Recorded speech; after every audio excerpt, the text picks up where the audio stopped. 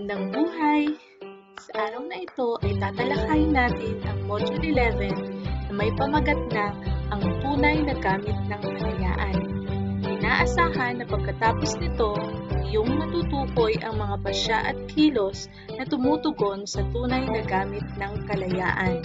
Sa pagtatapos ng module na ito, ikaw din ay inaasahang naunawaan na ang tunay na gamit ng kalayaan ay ang tumugon sa tawag ng pagmamahal at paglilingkod. Napahahalagahan ang tunay na kahulugan ng kalayaan sa pamamagitan ng tamang kilos at pagpapasya, lalo na sa kasalukuyang panahon, at natutukoy ang mga pasya at kilos na tumutugon sa tunay na gamit ng kalayaan ngayong panahon ng pandemya. Simulan mo ang module na ito sa pamamagitan ng pagsagot sa paunang pagsubok. Hanapin sa hanay B ang mga tinutukoy ng mga nasa hanay A. Isulat sa papel ang titik ng iyong sagot. Ngayon naman ay maghanda na para iwasto ang iyong sariling sagot. Una, ito ay pagtugon ng may pagmamahal sa tawag ng paglilingkod. Ang sagot ay letter B. Pangalawa, ang tawag sa mga sundalo, pulis, doktor, nurse na nangunguna sa pagharap sa pandemya. Ang sagot ay letter D. Pangatlo, matatamasa lamang ito ng isang tao kung nagagampanan niya ang kanyang tungkulin. Ang sagot ay letter A. Pang-apat, bunga ito ng tamang paggamit ng kalayaan. Ang sagot ay letter C. Panlima, ito ay kaakibat ng kalayaan. Ang sagot ay letter E.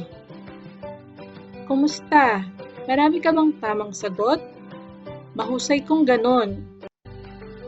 Babalikan naman natin ngayon ang nakaraang aralin. Handa ka na ba? Para naman sa balik-aral, pumili ng angkop na salita sa kahon at punan ang mga patlang sa talata. Ang mga pagpipilian ay maingat, malinaw, kalayaan, responsibilidad, tama. Maaari mo nang simulan ang pagsagot. Tingnan nga natin kung tama ang iyong mga sagot. Mahalagang malaman mo bilang tao ang tunay na kahulugan ng kalayaan upang magamit mo ito ng tama. Dahil kung alam mo ang tunay na kahulugan nito, magiging maingat ka sa iyong kilos at pagpapasyang gagawin sapagkat malinaw sa iyo sa bawat kalayaan mo ay mayroon itong kaakibat na responsibilidad kaya hindi mo ito magawang abusuhin. Tama ba lahat ng iyong sagot? Magaling! Masaya ako at naalala mo pa ang nakaraang aralin. Papatuloy ng aralin, hanapin at bilugan ang mga frontliners sa ibaba. Simulan mo na. Ilan ang nahanap mo? Magaling! Ang mga frontliners na makikita sa loob ng kahon ay pulis, manggagamot, gwardya, tagatinda, sundalo, at nurse. Ilan lamang sila sa maraming frontliners lalo na ngayong panahon ng pandemya.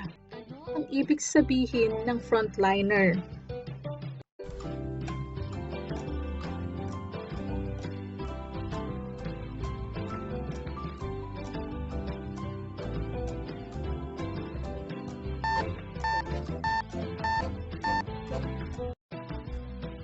Ang frontliner ay pinagsamang dalawang salitang Ingles na front at liner nang ibig sabihin sa Filipino ay unahan at hanay. Ang mga frontliners ay ang mga taong nasa unang hanay kung saan sila ang nangunguna sa pagharap laban sa mga kalamidad, sakuna, pandemya tulad ng COVID-19. Sino-sino sila?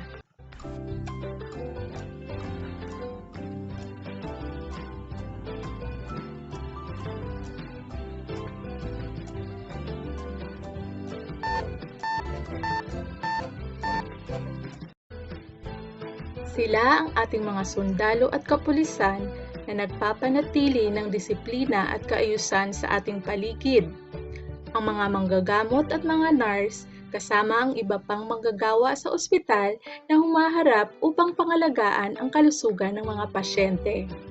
Ang mga tagapagtinda ng pagkain, gamot at iba pang pangunahing pangangailangan natin sa palengke, grocery store at pharmacy.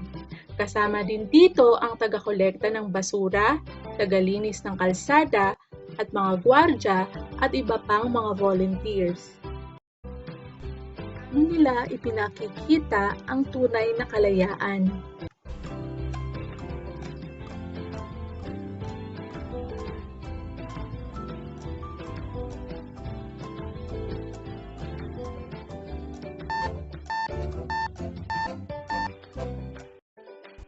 May mga nababasa, napapanood o naririnig tayong balita tungkol sa pang-aabuso at pananamantala ng ibang frontliners sa panahon ng pandemya.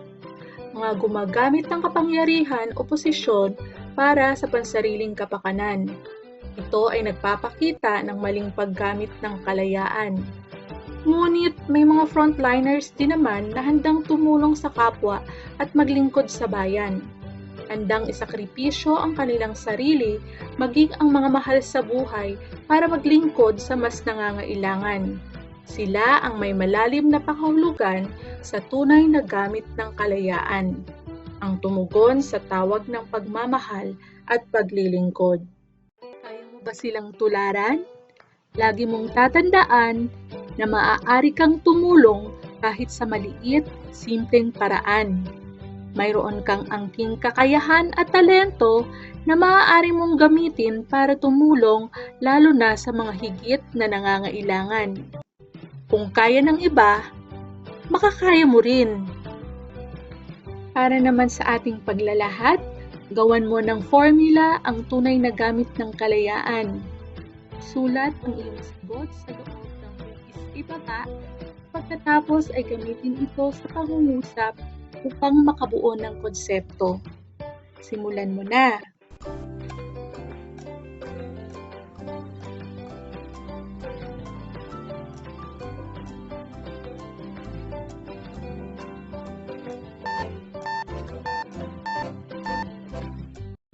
Magaling! Lagi mong tatandaan na ang kalayaan ay isa sa mga karapatan ng bawat tao.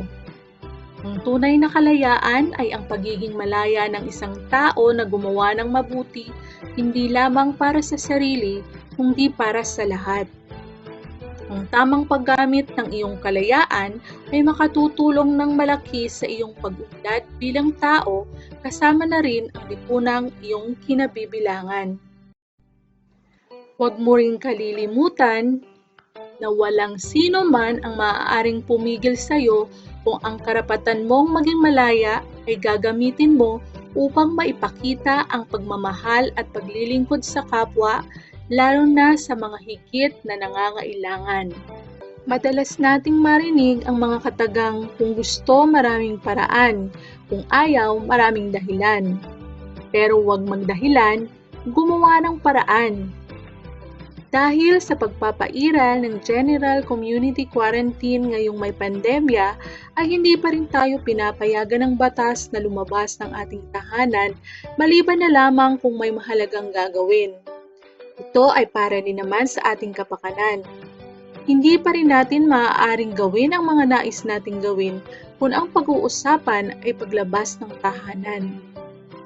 Ang tanong ay, ano ang dapat mong gawin upang maipamalas mo sa sumusunod ang paggamit ng kalayaan na may angkop na tamang responsibilidad sa iyong pamilya,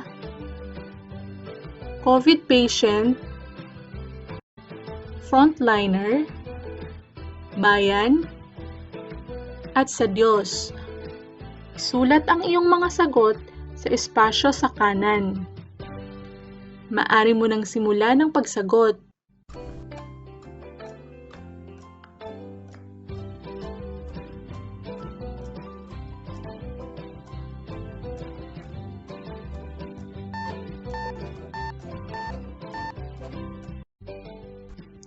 Mahusay!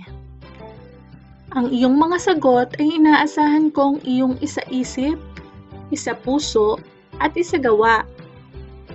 At huwag mo ring kalilimutang sagutan ang worksheet para mabuo mo ang module na ito. Maraming salamat!